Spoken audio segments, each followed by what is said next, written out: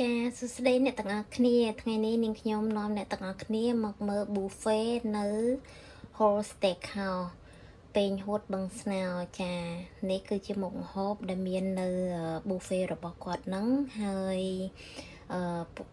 នៅទីហ្នឹងដែរក៏មានសាច់អាំងសម្រាប់ពួកយើងញ៉ាំដូចគ្នាហើយនៅទីហ្នឹងសាច់អាំងដែលគេយកមកឲ្យយើងគឺគេស្លាយគឺគេយកសាច់អាំងដែលអាំងហើយយកមកស្លាយចែកជូនយើងនៅតាមតុនីមួយអញ្ចឹងនេះគឺរូបភាពខ្លះៗដែលខ្ញុំបានថតពេលដែលខ្ញុំបានទៅញ៉ាំ buffet នៅកន្លែងគាត់ហ្នឹងអញ្ចឹងអ្នកទាំងអស់គ្នាអាចមើលតាមរូបភាពហ្នឹងបានហើយទាំងអនាម័យហើយនឹងម្ហូបអាហារដែលគាត់មានសម្រាប់សេវារបស់គាត់ហ្នឹងគឺម្ហូបឆ្ងាញ់ហើយតម្លៃក៏មិនជាថ្លៃប៉ុន្មានដែរអ្នកទាំងអស់គ្នាអាចឆែកជាមួយនឹងហាងរបស់គាត់បានហើយនេះជាមុខម្ហូបដែលនាងខ្ញុំថតក្នុងពេលដែលនាងខ្ញុំបានទៅញ៉ាំនៅ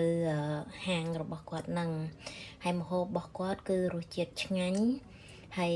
លក្ខណៈគឺថា premium តែម្ដងចាអ្នកទាំងអស់គ្នាអាចមើលបានមុខម្ហូបនីមួយៗនឹងខ្ញុំបានបើក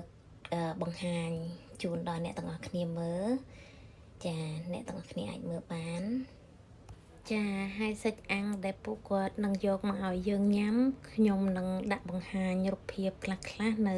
ចុងវីដេអូហ្នឹងអញ្ចឹងអ្នកទាំងអស់គ្នាអាចចូលទៅមើលដល់ចប់អ្នកទាំងអស់គ្នានឹងដឹងថាសាច់អាំងប្រភេទណាខ្លះដែលពួកគាត់បាន